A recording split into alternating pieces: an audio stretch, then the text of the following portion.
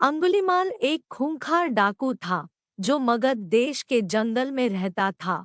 जो भी राहगीर उस जंगल से गुजरता था वह उसे रास्ते में लूट लेता था और उसे मारकर उसकी एक उंगली काटकर माला के रूप में अपने गले में पहन लेता था।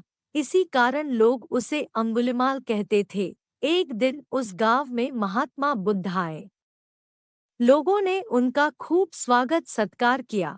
महात्मा बुद्ध ने देखा वहां के लोगों में कुछ डर सा समाया हुआ है।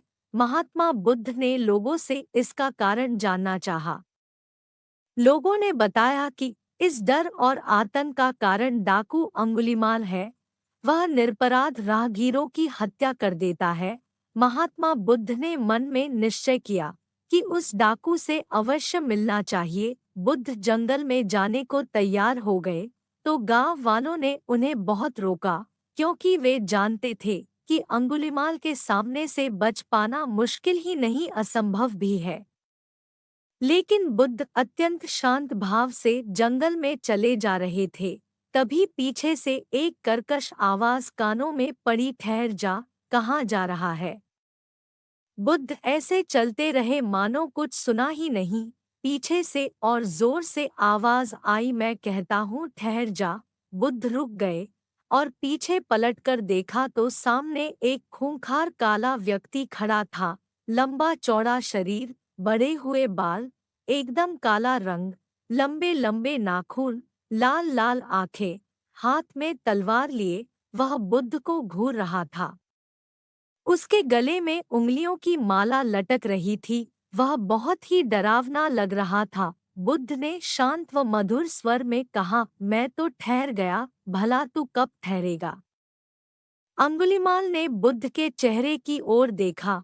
उनके चेहरे पर बिल्कुल भय नहीं था, जबकि जिन लोगों को वह रोकता था वे भय से थर थर कांपने लगते थे। अंगुलीमाल बोला, है सन्यासी, क्या तुम्हें डर नहीं लग रहा है। देखो मैंने कितने लोगों को मारकर उनकी उंगलियों की माला पहन रखी है। बुद्ध बोले, तुझसे क्या डरना।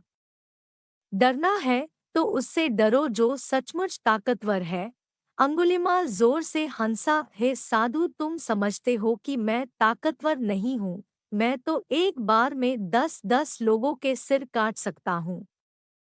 बुद्ध बोले, यदि तुम सचमुच ताकतवर हो तो जाओ उस पेड़ के 10 पत्ते तोड़ लाओ। अंगुलीमाल ने तुरंत 10 पत्ते तोड़े और बोला, इसमें क्या है, कहो तो मैं पेड़ ही उखाड़ लाऊं। महात्मा बुद्ध ने कहा, नहीं, पेड़ उखाड़ने की जरूरत नहीं है।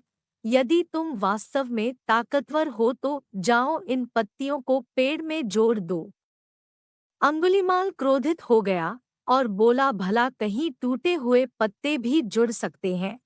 महात्मा बुद्ध ने कहा, तुम जिस चीज को जोड़ नहीं सकते उसे तोड़ने का अधिकार तुम्हें किसने दिया। एक आदमी का सिर जोड़ नहीं सकते तो काटने में क्या बहादुरी है। अंगुलीमाल अवाक रह गया। वह महात्मा बुद्ध की बातों को सुनता रहा। एक अनजानी शक्ति ने उसके हृदय को बदल दिया। उसे लगा कि सचमुच उससे भी ताकतवर कोई है।